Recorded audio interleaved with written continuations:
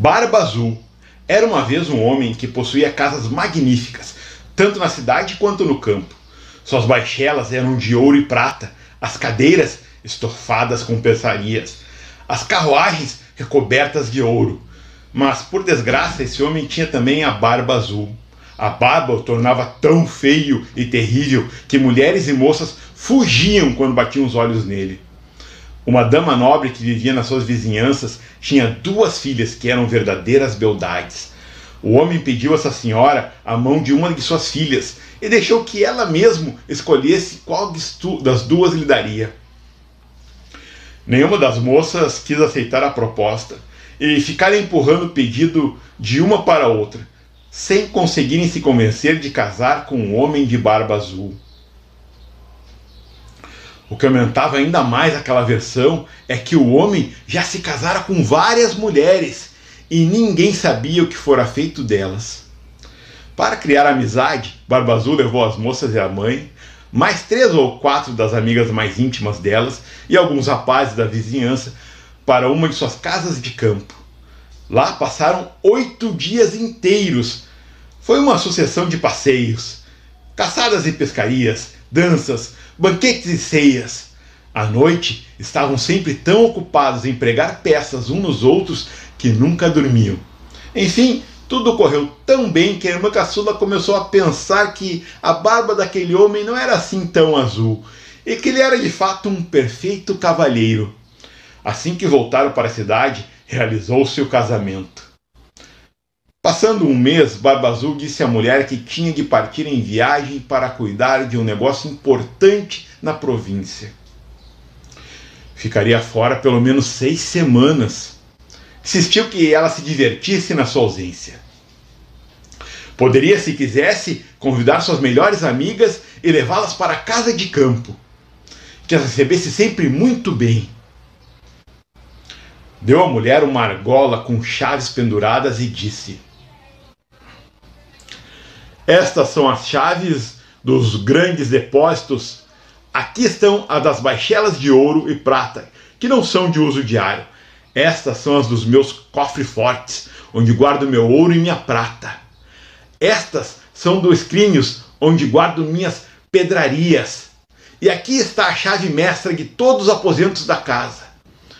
Quanto a esta pequenina aqui, é a chave do gabinete na ponta da longa galeria do térreo. Abra tudo o que quiser, vá onde bem entender, mas proíbo-lhe terminantemente de entrar naquele quartinho, e se abrir uma fresta que seja dessa porta, nada a protegerá da minha ira." A esposa prometeu cumprir exatamente as ordens do marido. Barba Azul lhe deu um beijo de despedida, entrou na carruagem e iniciou sua viagem. As vizinhas e as amigas da jovem recém-casada não esperaram convite para ir visitá-la. Tal a impaciência delas em ver os esplendores da casa. Não haviam ousado ir lá enquanto o marido estava em casa, assustada por sua barba azul. Sem perder tempo, começaram a explorar os quartos, gabinetes, guarda-roupas, cada um mais belo e suntuoso que o outro.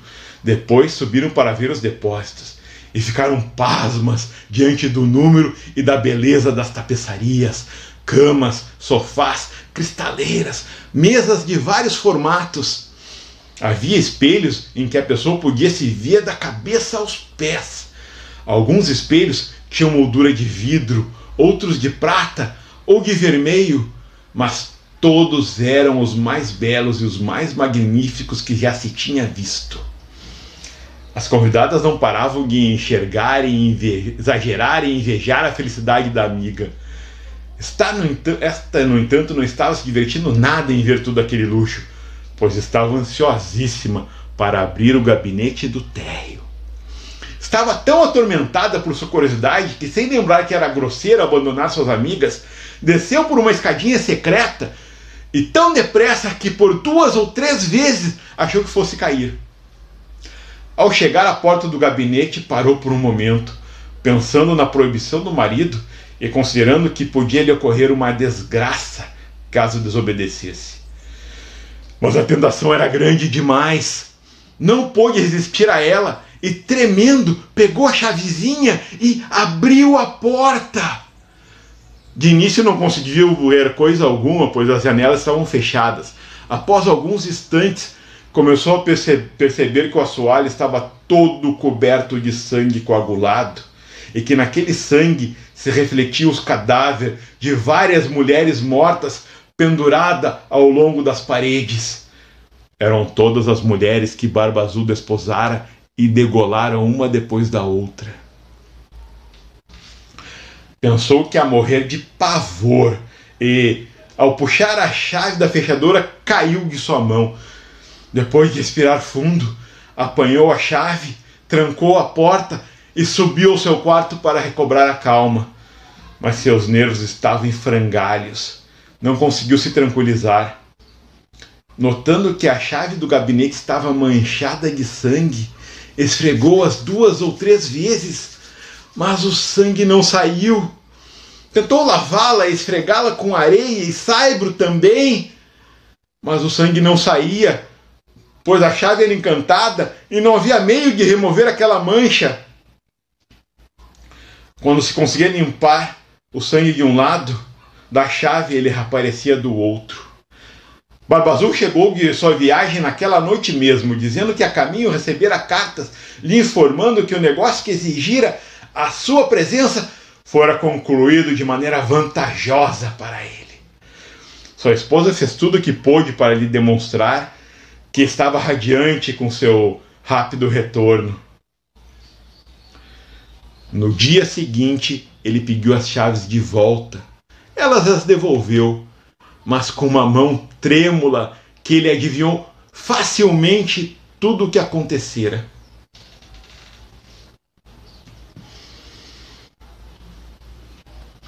Por que a chave do gabinete não está com as outras chaves? Ele perguntou. Com certeza eu a deixei lá em cima sobre a minha mesa.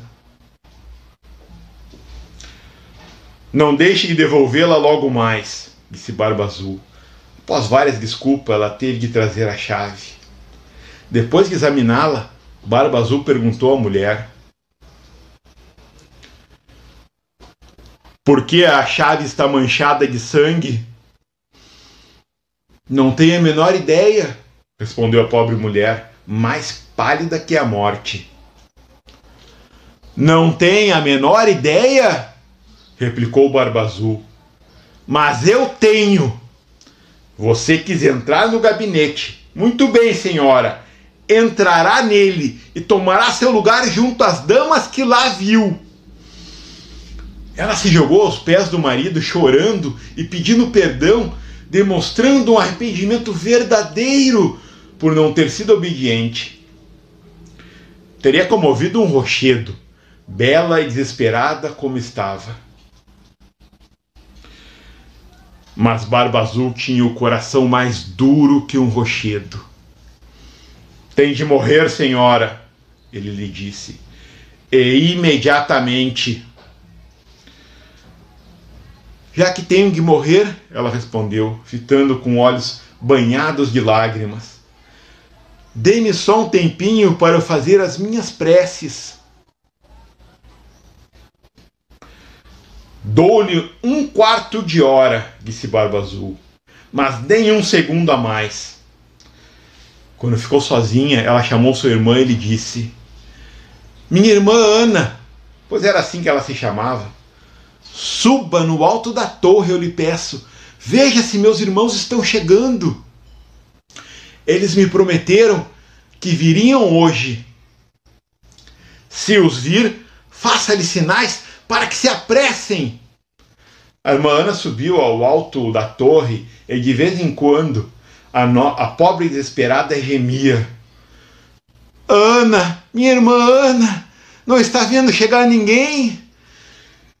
E a irmã Ana respondia: só vejo o sol cruscante e o capim verdejante.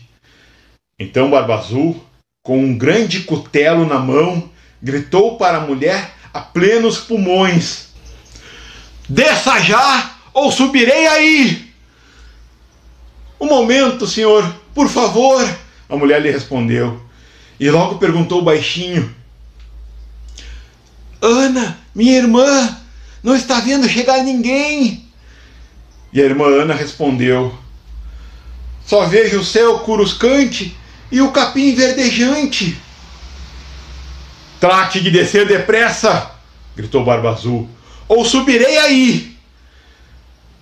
Já vou, respondeu a mulher e implorou: Ana, minha irmã, não está vendo chegar ninguém? Estou vendo, ela respondeu, 2 cavaleiros que vêm para este lado, mas ainda estão muito longe. Deus seja louvado, ela exclamou um instante depois. São meus irmãos.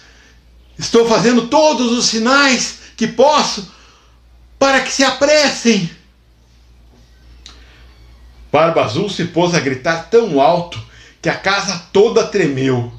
A pobre mulher desceu e foi se jogar aos pés dele, debulhando-se em lágrimas, toda descabelada. Isso não adianta nada, disse Barba Azul. Você tem de morrer. Agarrando-a pelos cabelos com uma das mãos e com a outra erguendo o cutelo. No ar, estava pronto para lhe cortar a cabeça. A pobre mulher, voltando-se para ele com os olhos moribundos, suplicou que lhe desse um momento para se preparar. Não! Ele respondeu. Recomende a alma a Deus. E erguendo o braço, nesse instante bateram a porta com tanta força que Barba Azul ficou simplesmente paralisado. A porta foi aberta e logo viram entrar 2 cavaleiros que, empunhando espadas, correram indiretamente para o Barba Azul, reconhecendo os irmãos de sua mulher, um dragão e o outro mosqueteiro. Ele saiu correndo para salvar sua pele. Mas os 2 irmãos o perseguiram tão de perto que o agarraram antes que conseguisse chegar à escada. Atravessaram seu corpo com suas espadas e o deixaram cair morto. A pobre mulher, quase tão morta quanto o marido, nem teve forças para se levantar e abraçar os irmãos.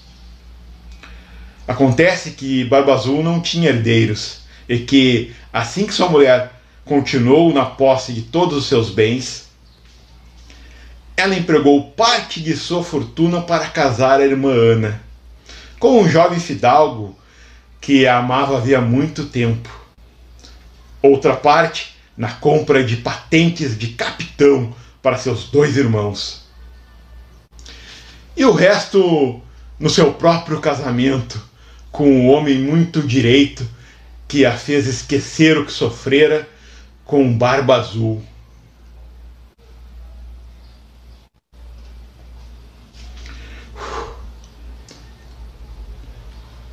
Moral: a curiosidade, apesar dos seus encantos, muitas vezes custa sentidos prantos.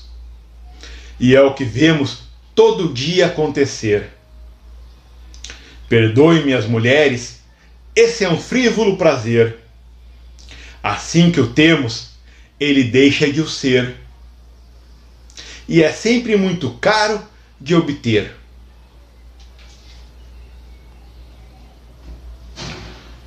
Outra moral: basta ter um pouco de bom senso e ter vivido da vida um bocado para ver logo que essa história é coisa de um tempo passado. Já não existe esposo tão terrível, nem que exija o impossível, mesmo sendo ciumento ou zangado. Junto da mulher ele sorri calado. E quer tenha a barba azul, roxa ou amarela, quem manda na casa é mesmo sempre ela.